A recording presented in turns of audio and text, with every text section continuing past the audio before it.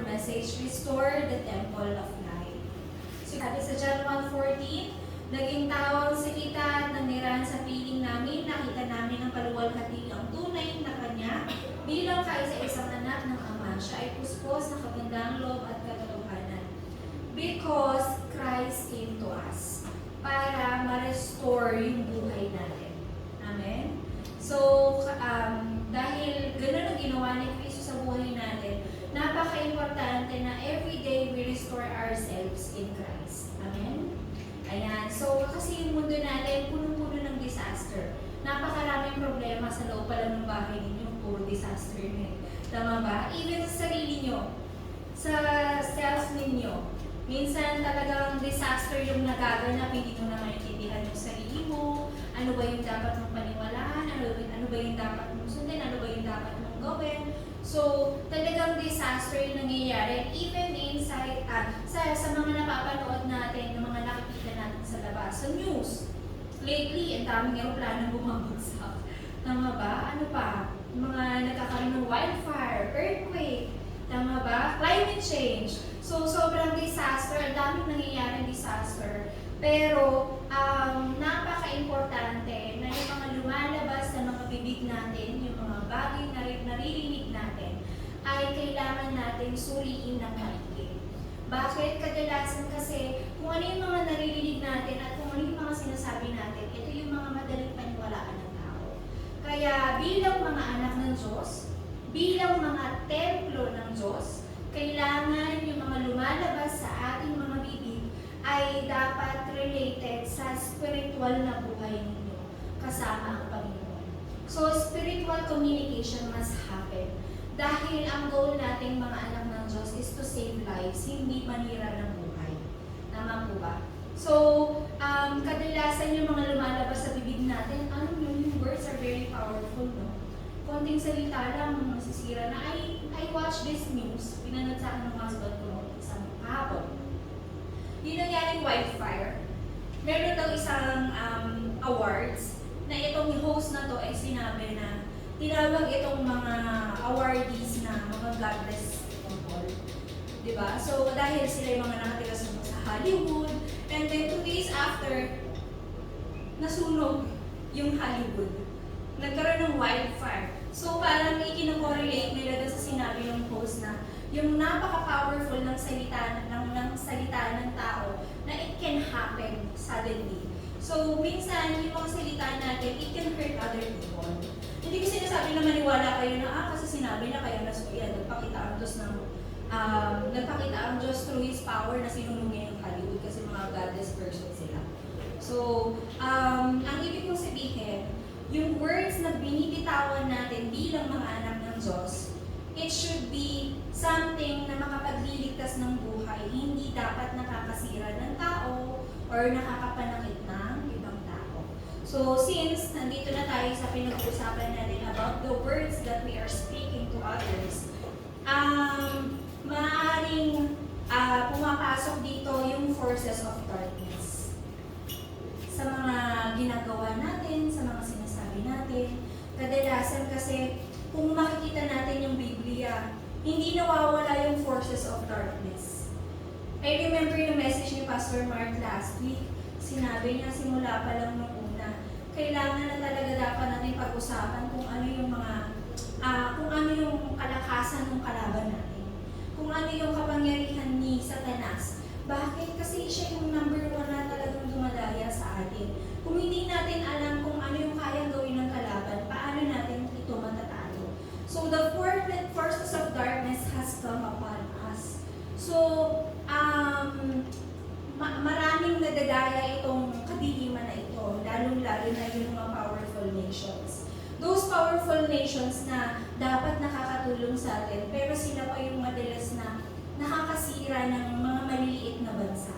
So, kung i-correlate natin siya sa Biblia, like yung mga Jewish people, they are sila po yung mga covenant people, mga tao pinangakuan ng Diyos. Kaya lang, because of their disbelief, dahil sa kanilang hindi pagtitiwala sa Diyos, madali silang nasasakop ng mga malalaking bansa. And paulit-ulit na nasasakop sila, nagiging alipin sila, na countries and even their own lives. Nawawala sa kanila. Ganun ka-powerful yung mga bansa na pinangakawakan ng kadiliman. Kaya napaka-importante bilang tayo mga anak ng Diyos, we have to keep ourselves na madaya tayo ng kadiliman. Amen? Amen. So, sa generation natin ngayon, pwede natin masabi na isa sa mga pinangahawakan ng darkness o forces of darkness is yung mga politicians. Election na naman. Naglalabasan na yung mga politiko kuno, pero afterwards, pag nanalo sila, anong gagawin nila? They have corruption. Even yung mga matitinong mga politiko, inaamin naman nila na walang gobyerno na hindi corrupt. Walang gobyerno na walang anomalyang nangyayari. Kasi, doon sila nabubuhay. They are serving people, kailangan din nilang mabuhay. Diba? So, hindi ko sinasabi na tama ito. Pero it happens, nangyayari talaga to every day now and then. Na yung politika, laging may kaakibat na corruption. Kaya nakakalungkot lamang na yung mga next generation natin, hindi na natututunan yung tamang pagpapatakbo ng bansa o ng isang lugar, kundi corruption na lang. Yun ay natutunan nila, dami na ngayon, mga SK, dyan nagsisimula yan eh. Diba? Mga public servant, pumapasok sila, kasi magiging leader ako, pero when they get through to a higher position, nalalaman na nila na ang dami palang benefits, pwede pala ako mag-corrupt. Diba? So, mali yung mga knowledge, mali yung pagtuturo, mali yung mga bagay na nai-input sa kanila. Kaya anong nangyayari? Na nadadamay yung yung society. Nadadamay yung mga tao, nagkakaroon ng maling pag-grab ng knowledge about the politics. Kaya ano nangyayari din sa atin? Maraming mga tao naghihirap. Diba? Maraming mga tao nagsasuffer. Magaling lang sila kapag election. Tama ba? So, we need to teach na yung next generation natin na yung politics kailangan baguhin. And sana yung mga pumasok na sa politics, itong mga relevance na nasa aralan ko. Baka mabago nila, baka wala ng corruption. Tama ba? Amen ba? Amen? Ayaw nila sa politics. O sige, wag na lang. Wag na lang. Sige. So, that's how Satan works. Ganyan po kumili si Satan sa mundo natin. Lahat ng bagay kaya niyang hawak. Lahat ng bagay kaya niyang dayain. Pati yung mga isip natin, even though we keep worshiping God, lagi tayo nagsisimba. But, may makita lang si Satan na maliit na butas dyan. Laging sinasabi ng pastor natin, you can be deceived. Madali ka niyang mandadaya. Kaya napaka-importante na alam mo kung ano ang kayang gawin ng iyong kalaban. So, dahil nga merong kalaban, meron din liwanag. Merong kadiliman, merong liwanag. And itong kapangyarihan ng liwanag na ito, matagal na panahon nang dumating po sa atin. Matagal na panahon, mula dyan sa John 1:40 na sinabi natin, naging tao ang salita at nanirahan sa piling natin. Siya ay nakasama po natin through the Word. So if we are living through the Word, nakakasama natin ang Panginoon. Ano po ba yung Word? Salita ng Diyos. Dahil sinabi sa Genesis 1:3, the light of creation. Ibig sabihin ang salita, ang mundo po nilikha through the Word. Tama ba? Sinabi ng Diyos, binigkas ng Diyos ang salita niya, nagkaroon ng mundo. Amen? So, ganun ka-powerful po yung mundo. So, yung Genesis 1:3, yan po yung estado ng mundo natin. Puno ng chaos, puno na Genesis 1:1 and 1:2. Yan yung estado ng mundo natin, puno ng chaos, emptiness, darkness. But when God says, let there be light, nagkaroon ng liwanag. So, kahit ano pong mangyari, hanggat nandyan po ang creation ng Panginoon, nandyan ang liwanag ni Kristo, laging magagabi po ang kadiliman. Amen? Amen, parang superhero, di ba?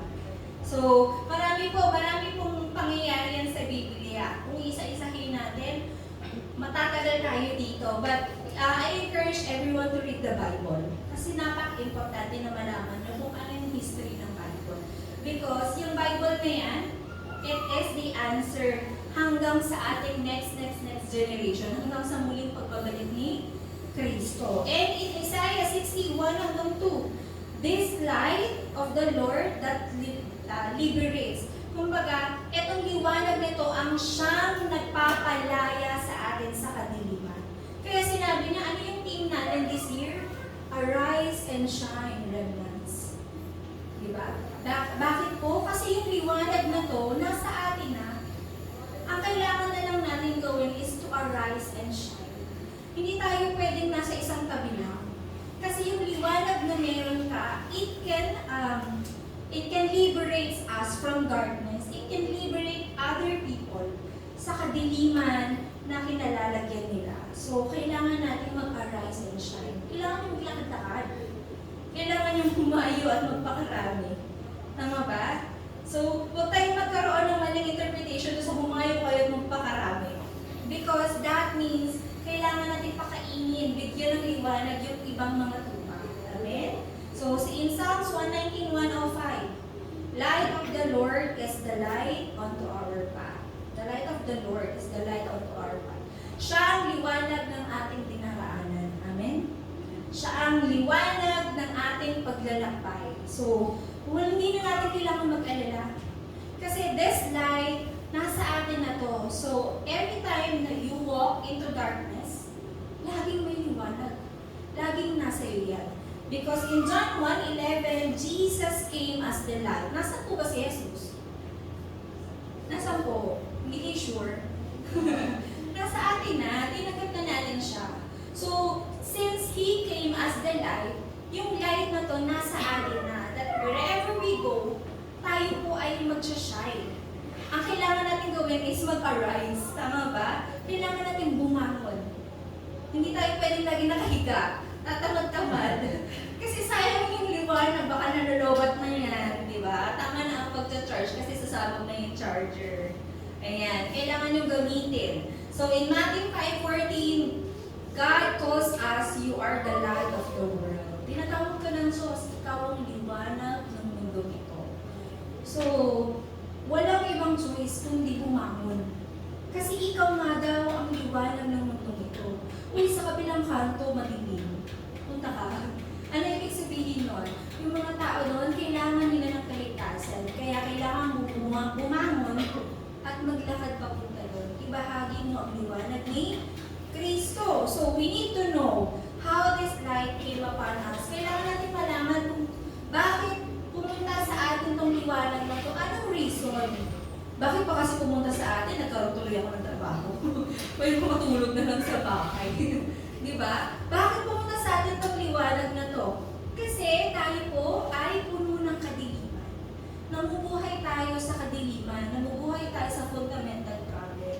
That's why, yung ating missionary, si Pastor So, he came to us. Pumunta siya dito sa Pilipinas just to share yung light na natanggap niya. Imagine yung iiwan niya yung family niya nung time na yun, mag-isa pa lang siya pumunta dito sa Pilipinas. Iniwan niya yung household niya, yung business niya, iniwan niya everything. Parang dininay niya lahat, yung buhay niya sa bansa niya, kung saan siya pinanganak. And pumunta siya dito sa Pilipinas just to share this light. And hindi lang yung pastor natin yung gumawa nun. Napakarami ng mga missionaries ang pumupunta ng iba't ibang lugar, iba't ibang bansa, just to share their light. Kasi alam nila na ito yung nais ng Panginoon. Dito nalulugot ang Panginoon. Kapag tayo, meron tayong will na ibahagi yung liwanag natin kahit saan mang lugar. Amen? So, missionaries came here. They made schools, gumawa sila ng mga schools, ng mga healing centers, ng mga simbahan, para i-train yung mga remnants, to share the Word of God, to give healing to other people.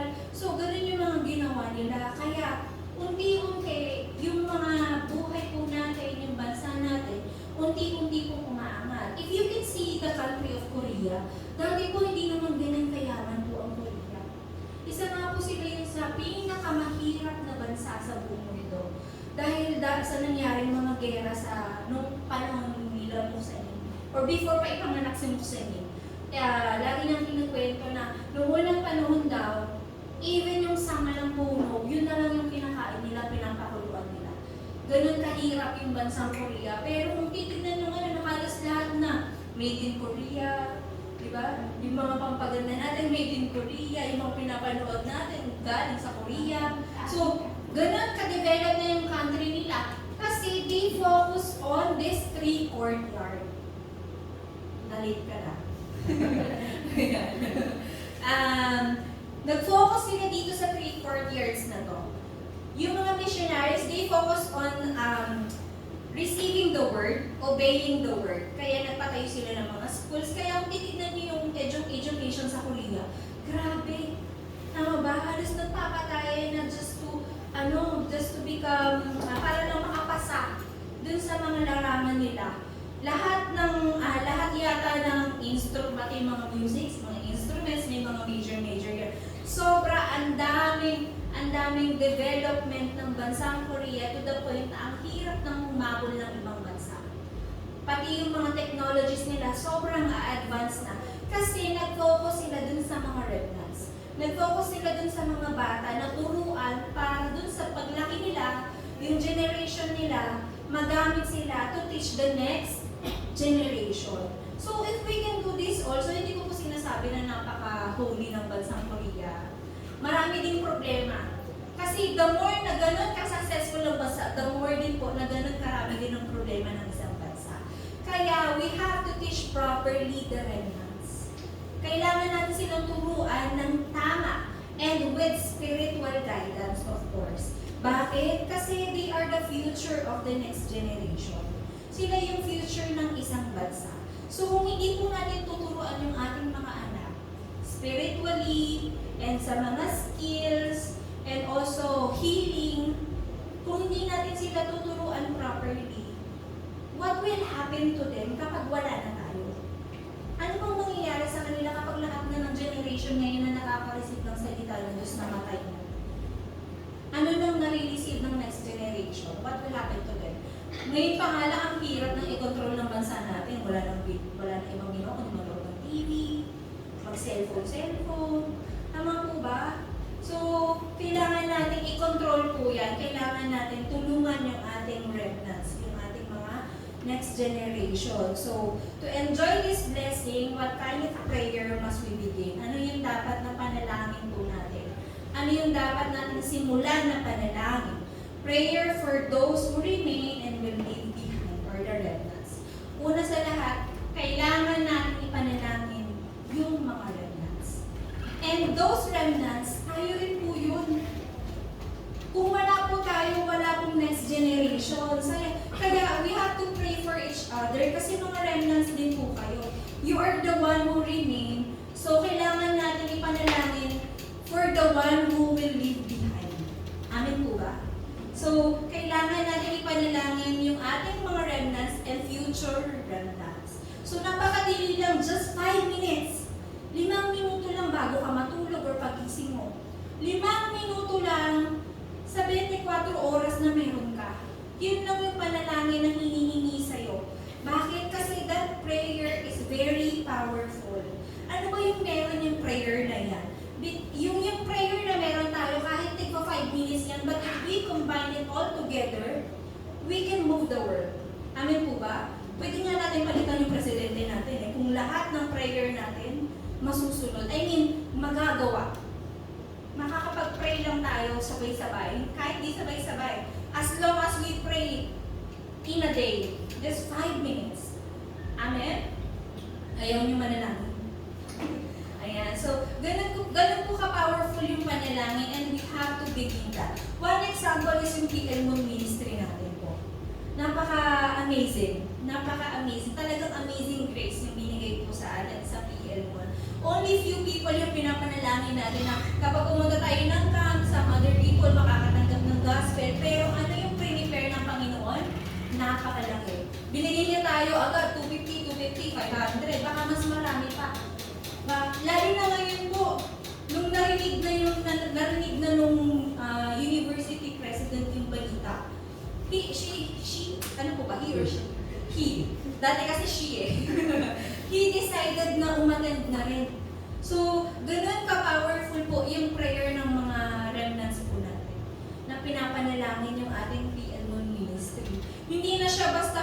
people lang, movement na to.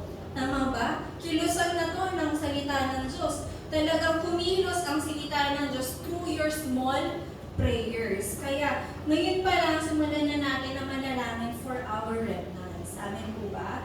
This is because of all your prayers or your small prayers. Kaya nagagawa natin, nakakapag-contribute tayo dito sa remnant movement. So, wala na naman, date ka naman. So, ano yung kailangan nating makita? To restore the temple of light. Ano yung kailangan nating makita para maibalik natin itong liwanag na to sa buhay natin?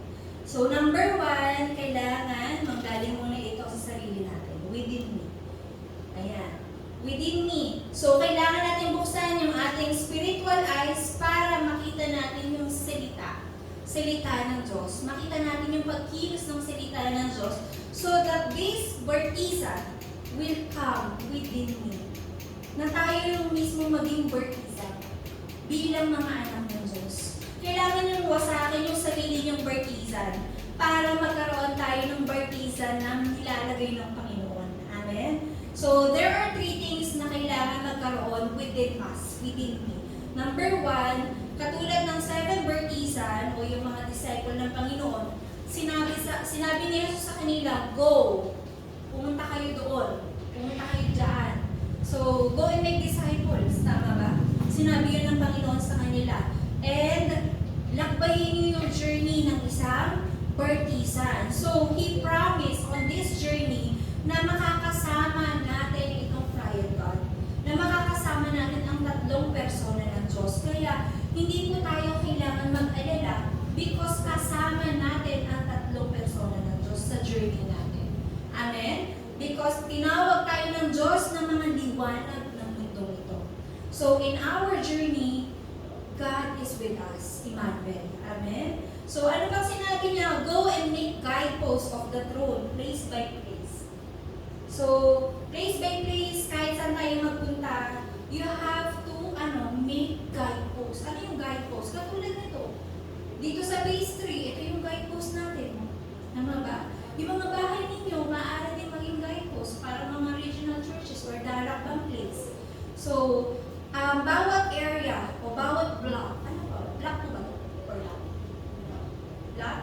Block. O bawat block, dapat maglagay tayo ng guidepost para itong area na to talagang totally safe and talagang araw-araw or kahit mga thrice a week, kumakain sila ng salita ng Diyos. Amen po ba? So if we can do that, why not? Amen po ba? Because ito yung sinabi sa atin ni Jesus bago siya umakyat ng langit. Go and make guideposts of the throne o go and make disciples of all nations.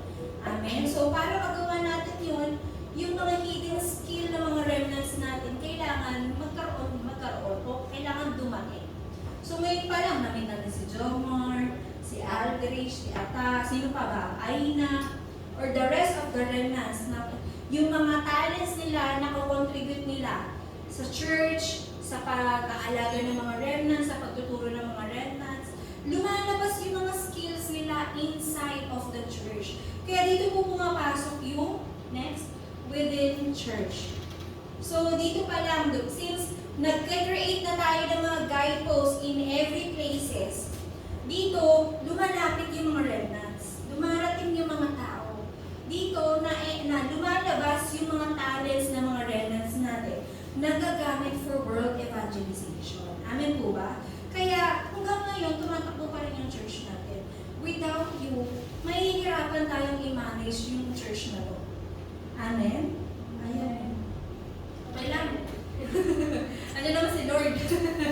Okay lang. But, kung marirealize ninyo, kung makikita ninyo yung buhay ninyo nung bata kayo, kung how you met our church, ang liit nyo pa lang noon, hindi nyo alam na kaya nyo palang tumayo sa harapan.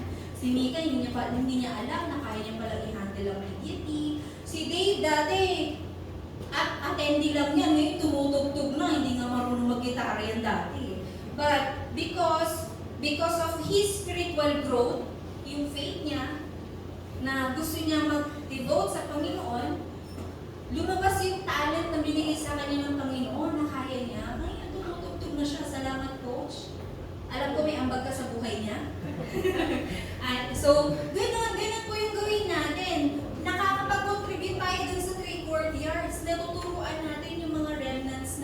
gustong matuto. So, sila naman, yung mga natuto, pwede rin silang magturo ng ibang tao, ng ibang remnants. So, ganun tayo nag-multiply bilang mga bartiza ng Diyos. Amen. Ganun tayo nakakapag-contribute doon sa tinatawag na 3 courtyards. So within church, number 1, in Exodus 2:1-10, yung mother ni Moses, ang laki pong bagay yung ginawa niya na, alam niyo po yun, na tinago niya si Moses. Just to save siya ng time na yun kasi lahat ng sanggol pinapapatay, lalo na lalaki. So, what happened is, niligtas niya yung anak niya. Hindi niya alam yung ginawa niya ay napakalaking bagay dun sa age na yun. Kasi because of Moses, a lot of people have been saved. Maraming mga tao ang naligtas. Even yung mga ibang anak niya. Tama ba? Tinulungan si Moses para lang makalaya yung mga Israelita sa bansang Egypto. Kaya napakalaking role po ng mga magulang natin, yung mga nanay at tatay po natin. If they have the gospel just like the mother of Moses, and if we only understand kung paano mag-raise ng isang bartizan, ng isang remnant, pwede po kayong magpalaki ng isang remnant na kayang magligtas ng 5,000 tribes and 237 nations. Amen po? Amen. So, let's have that goal, no? Kailangan natin magkaroon ng goal na yun na magpapalaki ako ng isang remnant, isang bartizan na kayang magligtas ng 237 nations and 5,000 lives. So, unimaginable things happen nung time na yun. Because of yung mga anak ng mother ni Moses, nakalimutan ko yung pangalan niya. Kanina nabasa ko na, ngayon nakalimutan ko na. Section na. So, all she did was follow the word of God. Sinundan niya lang yung salita ng Diyos, pero yung pagsunod na yun, nabago ang mundo. Amen po ba? So, imagine na lang if we follow the word of God. It can change everything. Lahat ng bagay mababago. This is the power of God. Lalo na yung pag-raise natin ng isang bartizan sa loob ng simbahan. In 2 Kings 6:8-8:14, Dothan movement. Yung mga remnants natin na raised and they even won the battle against Iraq. So ano nangyari? They win without fighting. Nanalo sila nang hindi nakikipaglaban, nang hindi man lang dumadanak ang dugo.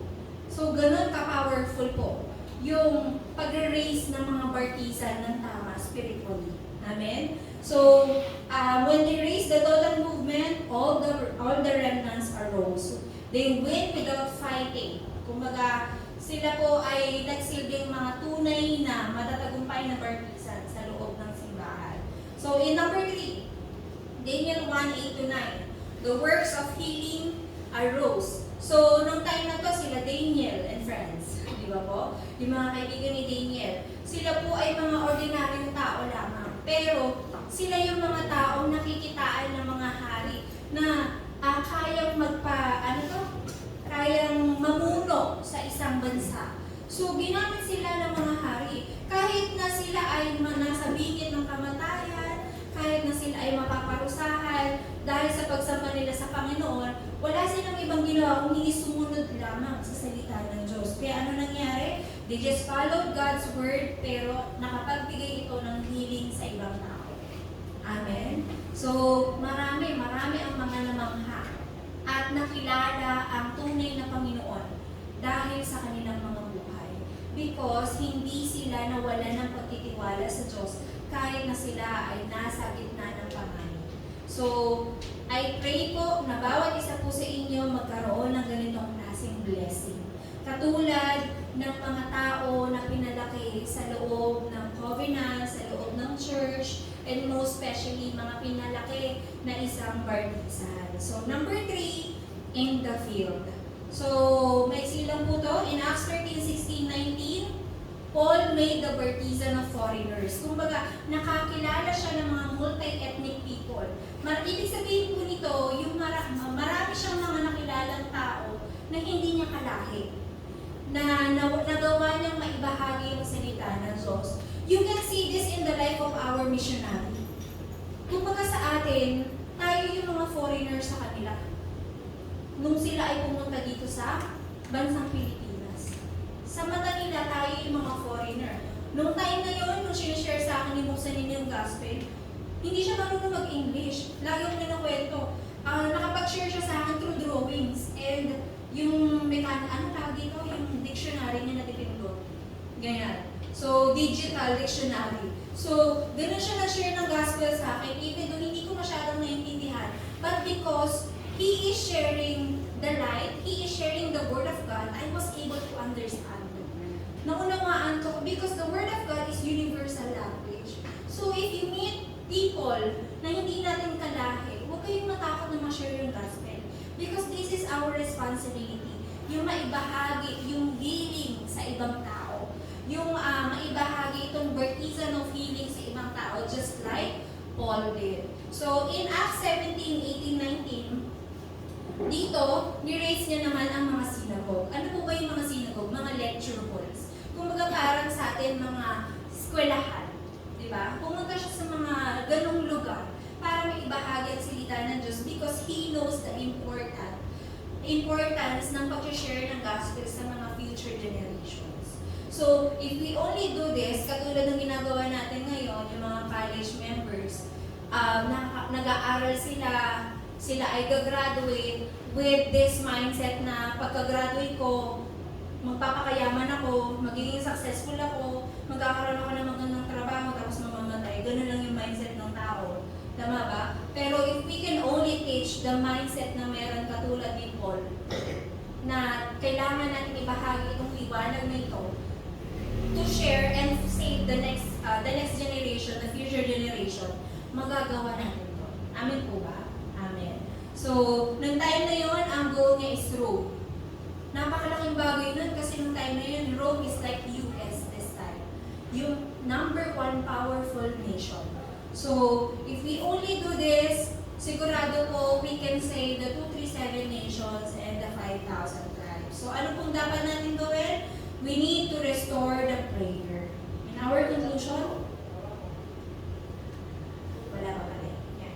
So, kailangan natin ma-restore yung prayer natin. Bakit po? Kasi hanggang ngayon, marami pa rin pong mga powerful nations na gustong sumakop ng bansa natin. Hanggang ngayon, nakikipag-away pa rin tayo sa China because of the part of our, yung Philippine Area of Responsibility. Naman po ba? May konting part, nakalimutan mo yung pangalan ng lugar na yun. Yes, Philippine Sea. Diba? Nakikipag-away tayo, gusto nila tayong masakop. Kapag nasakop na yung piece of land na yan, unti-unti na yan. Madaragdagan na yan, tama ba? So, kailangan natin ipag-pray mga ganitong klaseng bansa kasi ayaw na natin magpabihag pa. Because we want that this country will be the reason para masave natin yung ibang country. So, kung magpapasakop tayo, huwag malapit to us. Diba? So, right now, kailangan natin panghawakan yung salita ng Diyos. We need to hold on to Emmanuel. Kapag ginawa niyo yun, unimaginable things can happen or will happen. We can overcome the powerful countries. Number 2, we need to destroy the Bartisan. Ano po yung Bartisan na binabanggit ko? Yung Bartisan ng sarili niyo. Kailangan yung i-let go po yan. Yung sariling Bartisan natin, o yung Bartisan ni Satan, so that yung Bartisan na galing sa Panginoon will remain in us. Yung temple of light, yung ma-restore sa buhay natin at hindi yung temple of darkness. Amen? Amen. And number 3, surely we can overcome Rome. Ano ibig sabihin nito? We can overcome everything. Amen? Amen. So, what we need to do? Restore prayer. Kailangan natin ipanumbalik ang prayer. In the field, in the church, surely Bartisan will come out. Because no matter what happened, no one can stop the plan of God. Walang kayang humadlang sa plano ng Diyos. Ang tanging tanong lamang po dito, kasama ka ba sa mga taong pinili upang maganap itong movement ko? Kasama po ba kayo? Amen. Amen. Yung sa iba, ayan. So, I pray na sana po lahat tayo, we can do this together. Ngayon pa lang, ngayong January pa lang, itong sa ating Summit Festival o Christ Festival sa PL Mon. This is, maliit na movement dami ng taong prepare ng Panginoon. So you must always be in the power of prayer. Kailangan yung source ng happiness ninyo laging sa panalangin. Kung gusto nyo ma-overcome ang isang bagay, you need to pray. Kung gusto nyo magkaroon ng healing, you need to pray. Kung kailangan nyo maging masaya, you need to pray. That is the only source of everything, prayer. Amen po ba? Answer must come from the throne. So you need to pray. Amen po? Amen. Dahil po dyan, palakpakan mo natin. Tayo po yung mga namin. Let's pray. Lord God in heaven, maraming salamat po sa araw na ito na kaloob nyo upang kami magpuri sa iyo, Panginoon. Thank you for reminding us that we need to restore our life that comes from you, Panginoon. Thank you for calling us the light of the world who will save the 237 nation and 5,000 Christ. Help us to enjoy, Panginoon, the mission of 3 courtyards na ang aming mga buhay ay magamit to save the next generation and only the power of the throne ang siyang kumilos sa aming mga buhay. Fill us with your Holy Spirit, destroy the partisan of Satan, destroy the partisan of ourselves, and only, Panginoon, manatili lamang ang partisan na manggagaling po sa inyo. Maraming salamat po, pinupuri ka namin sa tanging pangalan ni Jesus. Amen.